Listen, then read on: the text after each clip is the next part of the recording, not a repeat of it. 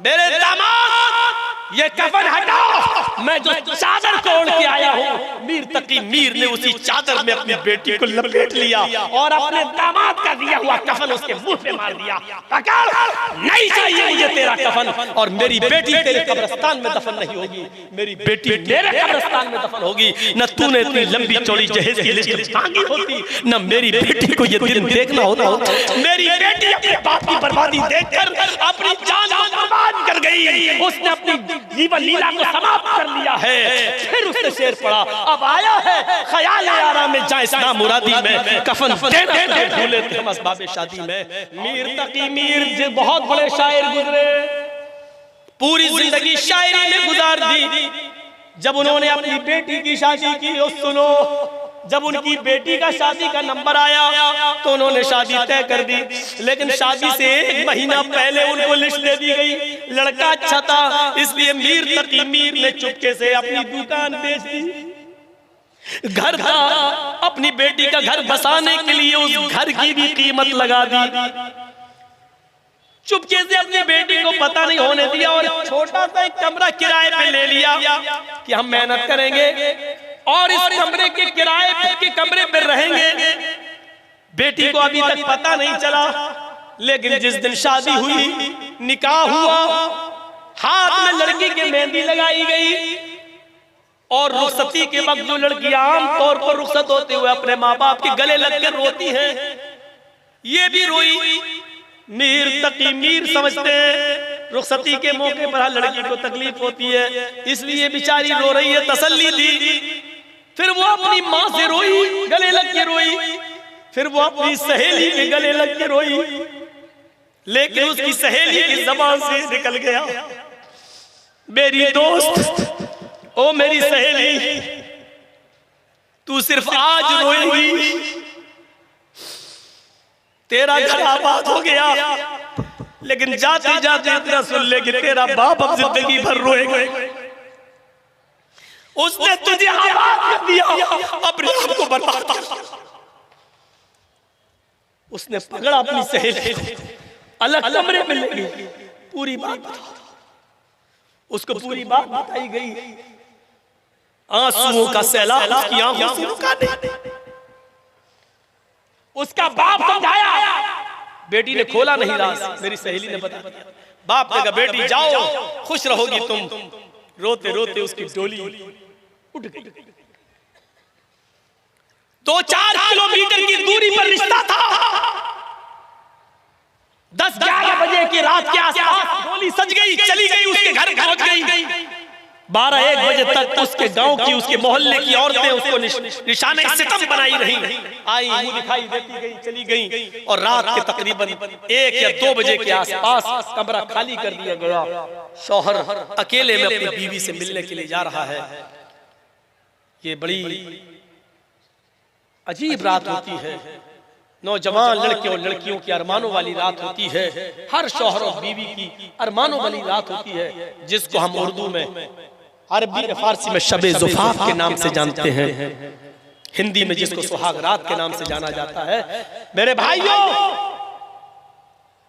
जैसे शौहर अपनी बीवी के पास मीर तकी मीर का दामाद बैठता है और अपनी बीवी के सर पे हाथ रखकर घूंघट को हटाता है और गले मिलने की कोशिश करता है, मीर तकी मीर की बेटी कहती है, खबरदार, मेरे करीब आने की कोशिश मत कर। क्या हो गया तुम्हें, आज की रात हुज्जत कर रही? कहा, तुमने मुझसे निकाह नहीं किया, तुम्हें तो मेरे बाप की मालो दौलत से मोहब्बत थी, वो नीचे रखा हुआ है तुम्हारी माँ के पास, जाओ उसी माल के पास सोइए, उसी को बोसा लीजिए, उसी को चूमिए और चाटिए, मेरे पास क्यों आए? दोनों में तनातनी बढ़ती है। पहले समझाने की कोशिश की, लेकिन बेटी को इतना दुख था अपने बाप के घर और मकान और दुकान की बिकजाने का कि वो मानने के लिए तैयार नहीं। शौहर को भी थोड़ी जिद हो गई, सो जाना चाहिए था, आज नहीं तो कल समझा ले जाएंगे, लेकिन चूंकि अरमान थे, पहली रात का पता नहीं नौजवानों में कौन सा तसव्वुर बैठा हुआ है, उजला तो जल्दबाजी कर जाते हैं। उसने भी उजला तो जल्दबाजी की और दोनों में तनातनी बढ़ी। लड़की चीखती है, दूर चारपाई से नीचे गिरती है और जैसे ही नीचे गिरी उसको अटैक करता है और अटैक करता है। अटैक करते ही उसकी रूह कफ से अंसुरी से परवास हो जाती है और 3 बजे उसका इंतकाल होता है। मीर तकी मीर के कानों में फजर की आजान की आवाज जाती है, अल्लाहु अकबर अल्लाहु अकबर। मीर तकी मीर मस्जिद में नमाज पढ़ने के लिए जाते हैं, वहां से निकल रहे हैं, किसी ने उनके कान में आवाज दी, मीर तकी मीर आपकी बेटी अब इस दुनिया में नहीं रही, उसको अटैक पड़ गया है। इधर उस सहेली ने मीर तकी मीर को बता दिया था कि मैंने आपकी बेटी को ये सब कुछ बता दिया है। मीर तकी मीर ने डांटा भी था कि तुमने ऐसा क्यों किया। मीर तकी मीर अपनी बीवी को लेकर लड़की के ससुराल की तरफ जाते हैं। सूरज निकलने के बाद वहां पहुंचते हैं। मीर तकी मीर की बीवी को घर के अंदर इजाजत मिल जाती है। मीर तकी मीर से कहा जाता है कि आपकी बेटी को गुस्ल दिया जा रहा है, अभी कफनाया जाएगा, जब कफन पहन लिया जाएगा, पहना दिया जाएगा, तब आपको आपकी बेटी का चेहरा दिखाया जाएगा। अभी बाहर बैठिए। थोड़ी देर के बाद इजाजत मिलती है, गुस्ल दिया जा चुका है, आपकी बेटी को कफन से उड़ा दिया गया है। चलिए आप अपनी बेटी को एक नजर देख लीजिए। उसके बाद कब्र खुद रही है, वहां आपकी बेटी को कब्रिस्तान में दफन किया जाएगा। मीर तकी मीर घर के अंदर जाते हैं, अपनी बेटी के सर से कफन का कपड़ा हटाते हैं, अपनी बेटी के नाक में लगी हुई कॉटन को देखते हैं, सफेद रंग से पहने हुए ओढ़े हुए कफन को देखते हैं। अरे मेरी बेटी, रुखसती के मौके पर तो मैंने तुझे सुर्ख जोड़े में रुखसत किया था, मेरा दामाद कहाँ है? कहा जी मैं यहाँ हूँ। मीर तकी मीर ने कहा मैंने जो लिस्ट तुमने जो लिस्ट दी थी वो मुझे लाओ, जहेज की जो लिस्ट दी थी वो जरा देना। दामाद बोलता है वो तो आप ही के पास है, मैंने आपको दी। मीर तकी मीर कहते हाँ वो मेरे पास है। जेब से निकाल के ये आए मेरे दामाद, मैंने इसमें एक चीज की भी कमी नहीं की थी। हाँ एक चीज की कमी है। आए मेरे दामाद, जो तू लिखना भूल गया था, जो मेरी बेटी को तेरे घर से मिल रहा है वो कफन, ये क्यों भूल गया था? इसको भी लिख दिया होता। और जब तूने लिखा नहीं तो मेरी बेटी तेरे कफन में कफनाई क्यों जाएगी? पूरी लिस्ट पढ़ी और पढ़ के फाड़ दी। फिर अपनी बेटी के गाल पर हाथ रखकर और उस कफन को पकड़ के कहा है, मेरी बेटी आज के बाद तेरा बाप कभी शायरी नहीं करेगा, और जिंदगी का आखिरी शेर मैं आज पढ़ रहा हूं सबके सामने, और आज के बाद मेरी शायरी हमेशा जिंदगी भर के लिए बंद। फिर मीर तकी मीर ने अपनी जिंदगी का आखिरी शेर पढ़ा, अपनी बेटी के कफन को उठाकर और कहा, अब आया है ख्याले आराम जान इस नामुरादी में, अब आया है ख्याले आराम जान इस नामुरादी में, कफन देना तुझे भूल थे हम असबाब शादी में। ओ मेरी बेटी, तेरे बाप ने कोई चीज की कमी नहीं होने दी, सिर्फ एक चीज कफन की कमी रह गई थी जो तुझे तेरे बाप ने नहीं दी, यही कफन देना मैं तुझे भूल गया था।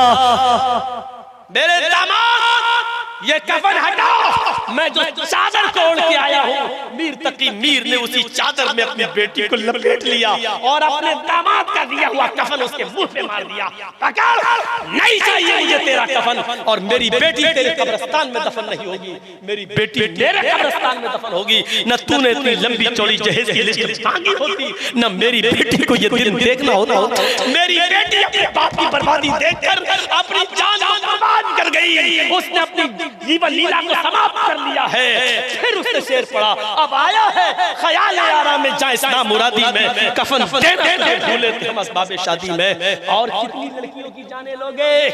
आए बंगाल की धरती पर इस इजलास को कराने वाले जवानों, उठो, इन गरीब लड़कियों के लिए अपने मौत से पहले कुछ कर जाओ।